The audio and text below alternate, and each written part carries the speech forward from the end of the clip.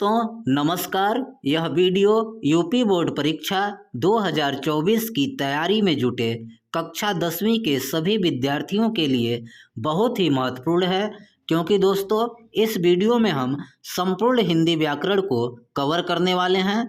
मैं बहुत ही आसान तरीके से और ट्रिक के माध्यम से आपको संपूर्ण हिंदी व्याकरण पढ़ाऊंगा। यहाँ से आपके बोर्ड परीक्षा में कुल 11 अंक के प्रश्न पूछे जाएंगे। आप वीडियो को पूरा अंत तक देखें, आपका परीक्षा में यहाँ से 11 नंबर पक्का हो जाएगा। तो आइए दोस्तों वीडियो को शुरू करें। हिंदी व्याकरण कक्षा 10वीं के विद्यार्थियों को हिंदी व्याकरण से कुल 5 चीज़ें पढ़नी है। क्या क्या? पहला उपसर्ग, उपसर्ग से 3 अंक का प्रश्न आएगा। दूसरा है प्रत्यय, प्रत्यय से 2 अंक का प्रश्न पूछा जाएगा। तीसरा समास, समास से 2 अंक का। चौथा तत्सम तद्भव, यहाँ से भी 2 अंक के प्रश्न पूछे जाएंगे। पांचवा पर्यायवाची शब्द, यहाँ से भी 2 अंक का प्रश्न आएगा।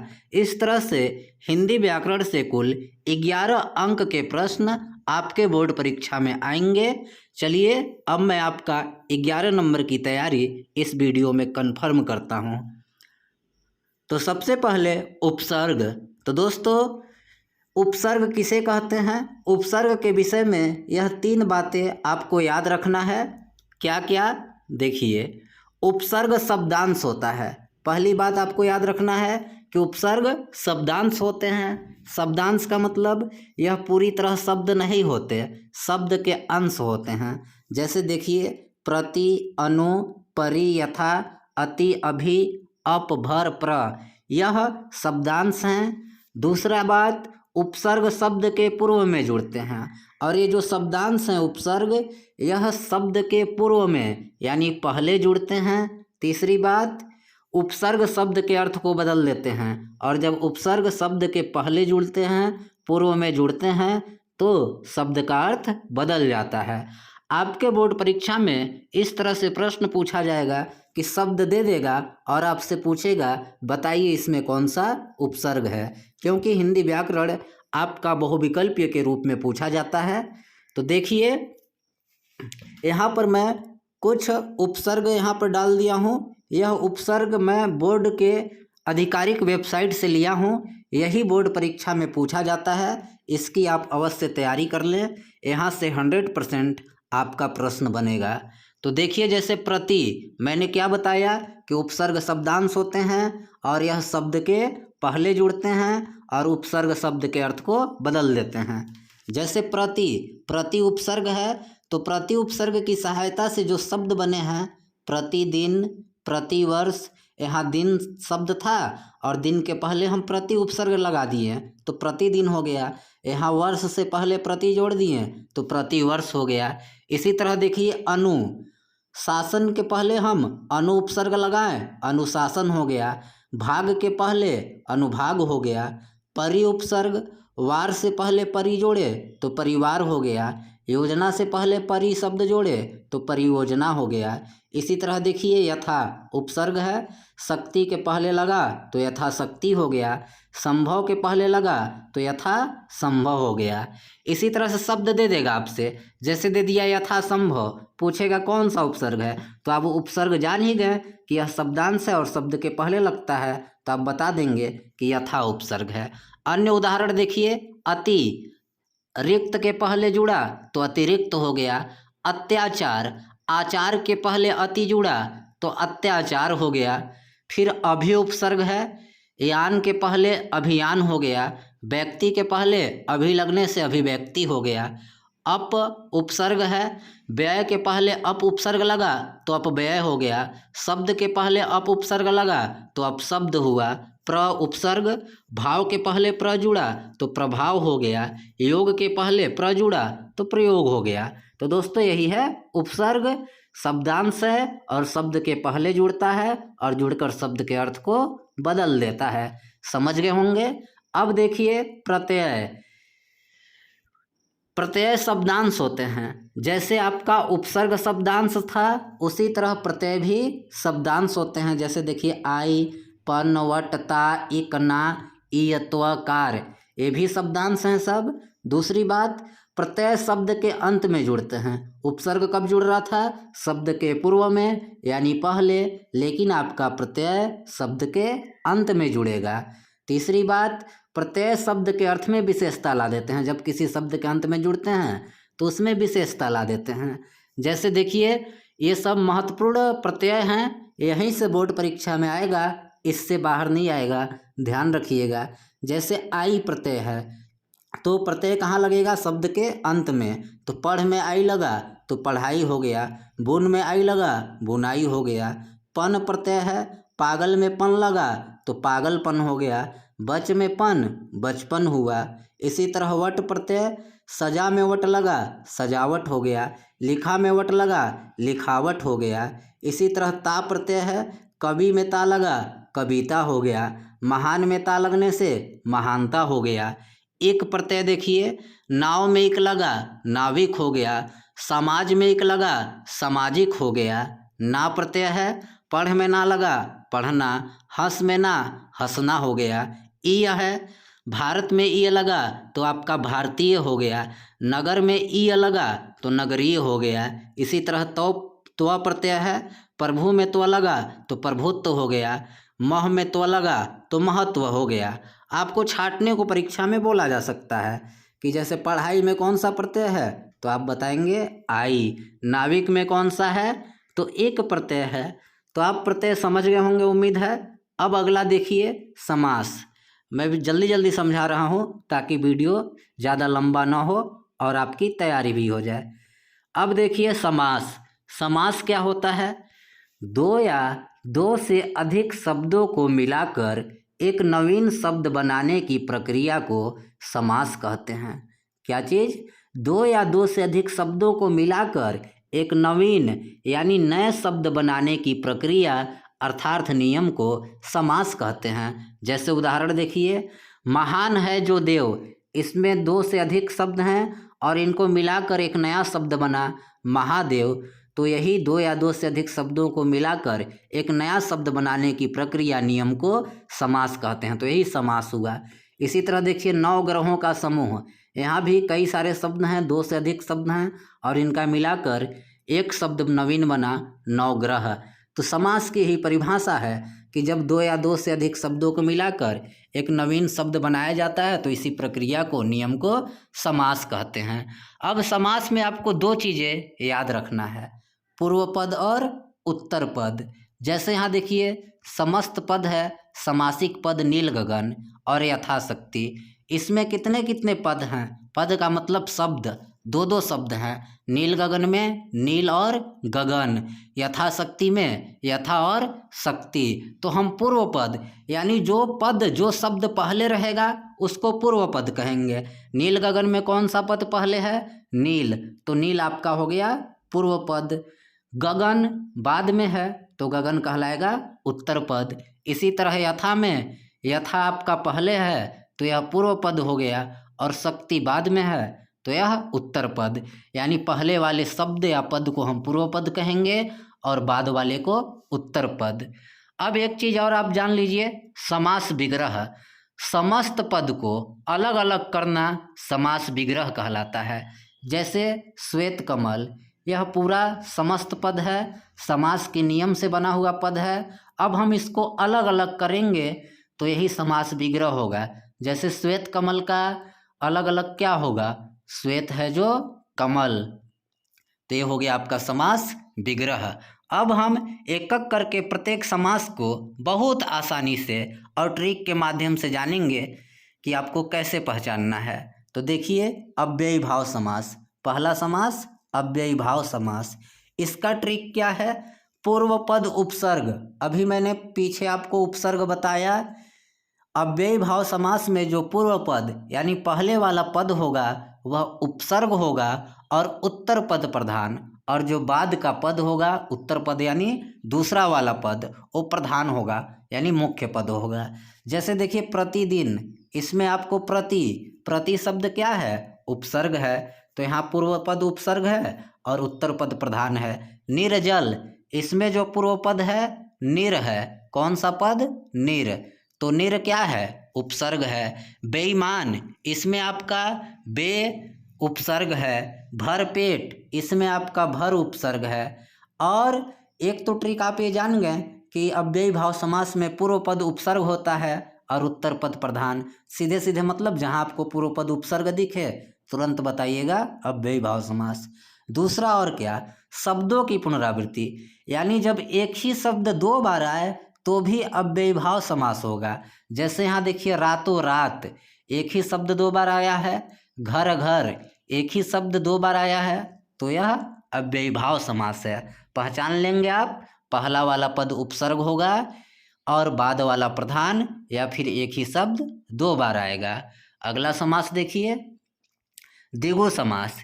इसको पहचानने का क्या ट्रिक है, पूर्व पद संख्यावाचक, इसका जो पूर्व पद यानी पहले वाला पद होगा वह संख्यावाचक यानी संख्या बताएगा, और उत्तर पद यानी बाद का पद प्रधान होगा, मुख्य होगा। जैसे देखिए चौराहा, यहाँ पर चौ पद संख्यावाचक है, चौ का मतलब 4, और राहा उत्तर पद प्रधान है। तिरंगा, यहाँ भी देखिए ती शब्द संख्यावाचक है, ती का मतलब 3। चतुर्भुज, इसमें भी चतुर शब्द संख्यावाचक है, चतुर का मतलब 4। पंचवटी, पंच शब्द संख्यावाचक है। सप्तर्षि, सप्त पद संख्यावाची है। नवरत्न, यहाँ 9 का जो 9 शब्द है, 9 पूर्व पद है, ये संख्यावाची है। तो जिस समास में आपको पहले वाला पद यानी शुरू वाला पद संख्यावाचक मिल जाए और उत्तर पद प्रधान, वहाँ पर आपका द्विगु हो जाएगा। जैसे आप उदाहरण में देख लिए, चौ, ती, चतुर, पंच, सप्त, 9, यह सब जितने हैं सब में पूर्व यानी पहले वाला पद संख्यावाची है, तो ये आपका द्विगु समास। अगला देखिए द्वंद्व समास। इसकी ट्रिक क्या है, दोनों पदों के बीच योजक चिन्ह। योजक चिन्ह ऐसा होता है कोष्टक में, जैसे मैंने बताया यहाँ पर ऐसा। द्वंद्व समास में दोनों पदों के बीच आपको योजक चिन्ह मिलेगा और दोनों पद एक दूसरे के विलोम रहेंगे। यही 2 बात याद रखना है। जैसे आय व्यय देखिए, यहाँ पर दोनों शब्दों के बीच योजक चिन्ह है। जल थल, दोनों के बीच योजक चिन्ह, और दोनों में दोनों शब्द एक दूसरे के विलोम हैं। नर नारी, यहाँ भी योजक चिन्ह और दोनों एक दूसरे के विलोम। धन धान्य, योजक चिन्ह है, दोनों एक दूसरे के विलोम हैं। एक चीज़ और याद रखिएगा, कभी कभी योजक चिन्ह रहता भी नहीं। जैसे देखिए राधा कृष्ण, इसमें तो योजक चिन्ह नहीं है लेकिन दोनों एक दूसरे के विलोम हैं, राधा और कृष्ण। सुरासुर, इसमें भी योजक चिन्ह नहीं है लेकिन दोनों एक दूसरे के विलोम हैं, सुर और असुर। तो जहाँ पर दोनों पदों के बीच आपको योजक चिन्ह दिखे या फिर दोनों पद एक दूसरे के विलोम हो, तो आप तुरंत कहेंगे कि यह द्वंद्व समास है। अब अगला देखिए कर्मधारय समास। इसकी ट्रिक क्या है, एक पद विशेषण दूसरा विशेष्य। कर्मधारय में इसका जो एक पद होगा वह विशेषण होगा यानी विशेषता को बतलाएगा, और दूसरा शब्द विशेष्य होगा यानी जिसकी विशेषता बतलाई जाए वो होता है विशेष्य, और जो विशेषण और जो विशेषता बतलाता हो वो होगा विशेषण। जैसे आप अभी समझिएगा उदाहरण के माध्यम से, कृष्ण सर्प, इसका समास विग्रह होगा काला है जो सर्प। तो यहाँ देखिए सर्प उत्तर पद है और कृष्ण पूर्व पद, तो कृष्ण शब्द यहाँ विशेषण है क्योंकि यह विशेषता बता रहा है। कृष्ण सर्प, काला जो है जो सांप। महात्मा, इसमें भी देखिए 2 पद हैं, महान और आत्मा। महान पद विशेषण है और आत्मा पद विशेष्य है क्योंकि आत्मा की विशेषता बताई जा रही है, महान है जो आत्मा। इसी तरह देखिए नील गगन, इसमें भी नील पद आपका विशेषण है और गगन विशेष्य है, बताई जा रही है कि नीला है जो गगन। और दूसरा क्या याद रखना है, एक पद उपमेय और दूसरा उपमान होगा। इसमें एक पद उपमेय होता है और दूसरा उपमान। उपमेय क्या होता है, जिसकी तुलना की जाए, और उपमान क्या होता है, जिससे तुलना की जाए। जिसकी तुलना होगी वो उपमेय कहलाएगा और जिससे होगा वो उपमान कहलाएगा। जैसे देखिए चंद्रमुख, इसमें चंद्र रूपी मुख यानी मुख की तुलना चंद्र से की जा रही है। विद्याधन, यहाँ विद्याधन लिखा गया है, यहाँ विद्याधन रहेगा यानी विद्या रूपी धन। कीर्तिलता, कीर्ति रूपी लता। तो इसमें भी देख रहे हैं एक पद उपमेय है और दूसरा उपमान है, तो जहाँ पर ऐसी स्थिति हो आप टिक करेंगे कर्मधारय समास। अब अगला है बहुब्रीहि समास। बहुत ही आसान है। ट्रिक क्या, दोनों पद मिलकर किसी अन्य तीसरे पद की ओर संकेत करते हैं। बहुब्रीहि समास में दोनों पद मिलकर तीसरे पद के बारे में बताते हैं, तीसरे पद की ओर इशारा करते हैं। जैसे देखिए मुरलीधर, मुरली को जो धारण करता है, कौन धारण करता है? श्री कृष्ण। तो यहाँ दोनों पद मिलकर मुरली और धर कृष्ण की तरफ इशारा किए। दशानन, जिसके 10 आनन हैं, आनन का मतलब मुख, किसके 10 मुख हैं? रावण के। तो यहाँ भी देखें 10 और आनन मिलकर रावण की तरफ इशारा किए। चक्रपाणी, जिसके हाथों में चक्र है, किसके हाथों में चक्र है? विष्णु जी के हाथों में। तो यहाँ भी देखिए दोनों पद मिलकर तीसरे पद विष्णु की ओर इशारा कर रहे हैं। चंद्रशेखर, जिसके शेखर पर चंद्र है, किसके शेखर पर चंद्र है? शिव जी। एक दंत, जिसके एक ही दांत हैं, किसके? गणेश जी। तो इन उदाहरण में आप देख रहे हैं कि दोनों पद मिलकर तीसरे पद की ओर इशारा कर रहे हैं। दोनों पद गौण हैं, प्रधान कोई अन्य तीसरा पद है। विषधर, जो विष को धारण करता है, कौन विष धारण करता है? सर्प। तो यहाँ भी देखिए विष और धर मिलकर तीसरे पद सर्प की ओर इशारा किए। तो जहाँ पर जिस समास में दोनों पद मिलकर किसी अन्य तीसरे पद की ओर इशारा करे या संकेत करे, वहाँ पर आपका बहुब्रीहि समास होगा दोस्तों। अब हम देखते हैं तत्सम और तद्भव। तत्सम और तद्भव। तत्सम क्या होता है? देखिए, जो शब्द संस्कृत से ज्यों के त्यों हिंदी में आए हैं उन्हें हम तत्सम कहते हैं। यानी जो शब्द संस्कृत भाषा से ज्यों के त्यों, यानी जैसे संस्कृत में थे वैसे ही हिंदी में आ गए हैं बिना किसी बदलाव के, वे तत्सम कहलाएंगे। जैसे आम्र, धूम्र, अग्नि, ये सब संस्कृत भाषा के शब्द हैं और ज्यों का त्यों हिंदी में आ गए हैं, तो ये तत्सम है, यानी उसके समान, संस्कृत के समान। सीधा सीधा मतलब जो शब्द संस्कृत का रहेगा उसको आप तत्सम कहेंगे। और तद्भव क्या? जो शब्द संस्कृत से ध्वनि परिवर्तन के बाद हिंदी में आए हैं वे तद्भव कहलाएंगे।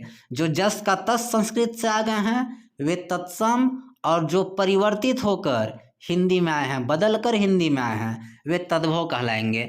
जैसे देखिए आम्र, आम्र बदल कर हिंदी में क्या हो गया है? आम। तो आम्र तत्सम था और जो बदल कर हिंदी में हो गया आम, ये तद्भव हो गया। धूम्र संस्कृत शब्द है तत्सम और यह बदलकर हिंदी में क्या हो गया? धुआं। तो धुआं क्या हो गया? तद्भव। अग्नि संस्कृत तत्सम शब्द है, हिंदी में आया तो ये बदल गया, हिंदी में आकर आग हो गया। तो समझ गए होंगे दोस्तों तत्सम और तद्भव। अब हम महत्वपूर्ण तत्सम और तद्भव शब्द को आपके सामने पेश करते हैं। यह मोस्ट इम्पॉर्टेंट है, यहाँ से परीक्षा में जरूर प्रश्न आएगा, आप इन्हें तैयार करके ही परीक्षा में जाएंगे। तो देखिए अंगूठा, अंगूठा का तत्सम होता है अंगुष्ठ। अक्षर, अक्षर का तत्सम होता है अक्षर। इमली, इमली का तत्सम होगा अम्लिका। ऊंट, ऊंट का तत्सम होगा उष्ट्र। उल्लू, उल्लू का तत्सम होगा उलूक। चैत, चैत का तत्सम होगा चैत्र। कान, कान का तत्सम होगा कर्ण। करोड़, करोड़ का तत्सम होगा कोटि। कोयल, कोयल का तत्सम होगा कोकिल। कपूर, कपूर का तत्सम होगा कर्पूर। अगला देखिए कांटा, कांटा का तत्सम कंटक। काग, काग का तत्सम होगा काक। कंगन, कंगन का तत्सम होगा कंकड़। नखत, नखत का तत्सम नक्षत्र। आँख, आँख का तत्सम अक्षी। आंसू, आंसू का तत्सम अश्रु। आग, आग का तत्सम अग्नि।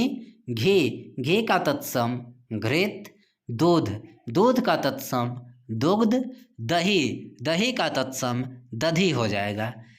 नाक, नाक का तत्सम नासिका, नासिका होगा, ध्यान दीजिएगा। नींद, नींद का तत्सम निद्रा। नींबू, नींबू का तत्सम होगा निम्बुक। चूरन, चूरन का तत्सम चूर्ण। जेठ, जेठ का तत्सम होगा ज्येष्ठ। ये सब मोस्ट इम्पॉर्टेंट है, बार बार परीक्षा में आए हैं, ध्यान दीजिएगा। कबूतर, कबूतर का तत्सम हो जाएगा कपोत। पूस, पूस का तत्सम पौष, फागुन, फागुन का तत्सम होगा फाल्गुन, बालू, बालू का तत्सम बालुका, भौरा, भौरा का तत्सम भ्रमर नहीं भ्रमर होगा, इस तरह से भ्रमर, भौरा का भ्रमर, याद रखिएगा। अगला देखिए भोग, भोग का तत्सम होगा बुभुक्षा, याद रखिएगा भोग का बुभुक्षा। भाई, भाई का तत्सम भ्राता, मोर, मोर का तत्सम मयूर, पोथी, पोथी का तत्सम पुस्तक, किसान, किसान का तत्सम हो जाएगा कृषक, काम, काम का तत्सम होगा कर्म, जोगी, जोगी का तत्सम होगा योगी, परमारथ, परमारथ का तत्सम हो जाएगा परमार्थ, जमुना, जमुना का तत्सम होगा यमुना, रस्सी, रस्सी का तत्सम होगा रज्जू, खेत, खेत का तत्सम हो जाएगा क्षेत्र, भाप, भाप का तत्सम होगा वाष्प, मौत, मौत का तत्सम मृत्यु, पत्थर का तत्सम होगा प्रस्तर, सपना का तत्सम हो जाएगा स्वप्न, सांस का तत्सम होगा श्वास, बंदर, बंदर का तत्सम बानर, हाथी, हाथी का तत्सम हस्ती, खीर, खीर का तत्सम हो जाएगा क्षीर, और नेह, नेह का तत्सम होगा स्नेह। अब दोस्तों अगला है लास्ट पर्यायवाची शब्द। आइए जानते हैं पर्यायवाची शब्द क्या होते हैं। जो शब्द अर्थ के स्तर पर समान होते हैं, यानी जिन शब्दों का अर्थ एक ही जैसा होता है, एक ही अर्थ होता है, उन्हें पर्यायवाची शब्द कहते हैं। यहाँ पर हम महत्वपूर्ण मोस्ट इम्पॉर्टेंट पर्यायवाची शब्द आपके सामने रखे हैं, जो परीक्षा में जरूर पूछे जाते हैं, इसलिए आप इन्हें तैयार रखिएगा। अग्नि, अग्नि का पर्यायवाची होगा आग, अनल, पावक। अमृत, अमृत का पर्यायवाची पीयूष, सुधा, सोम। आँख, आँख का पर्यायवाची नेत्र, चक्षु, लोचन। आकाश, आकाश का पर्यायवाची अंबर, गगन, शून्य। अगला देखिए कमल, कमल का पर्यायवाची शब्द होगा जलज, राजीव, पंकज। कोयल का पर्यायवाची कोकिल, पिक, श्यामा। कामदेव का पर्यायवाची मनोज, मदन, कंदर्प। गणेश का पर्यायवाची विनायक, गणपति, एकदंत। चंद्रमा का पर्यायवाची राकेश, मयंक, सोम। जमुना का पर्यायवाची यमुना, कालिंदी। तरड़ी, तनुजा, तरड़ी का मतलब सूर्य, तनुजा का मतलब पुत्री, तो यमुना को सूर्य की पुत्री भी कहा जाता है, इसलिए तरड़ी तनुजा भी इसका पर्यायवाची होगा। तालाब, तालाब का पर्यायवाची सर, सरोवर, पुष्कर। धनुष, धनुष का पर्यायवाची होगा चाप, कोदंड, सरासन। नाव, नाव का पर्यायवाची नौका, तरड़ी, डोंगी। पृथ्वी, पृथ्वी का पर्यायवाची अचला, वसुधा, भूमि। पुष्प, पुष्प का पर्यायवाची फूल, कुसुम, सुमन। बिजली, बिजली का पर्यायवाची चपला, दामिनी, चंचला। समुद्र, समुद्र का पर्यायवाची सागर, रत्नाकर, जल्दी। हिमालय, हिमालय का पर्यायवाची पर्वतराज, हिमाद्री, गिरीश। मछली, मछली का पर्यायवाची मत्स्य, मीन, झस। तो दोस्तों इस तरह से आपका हिंदी व्याकरण कंप्लीट होता है। अगर वीडियो अच्छा लगे तो लाइक कीजिएगा, अपने मित्रों को शेयर भी कीजिएगा, साथ ही हमारे चैनल को सब्सक्राइब करना मत भूलिएगा। आप सभी को धन्यवाद।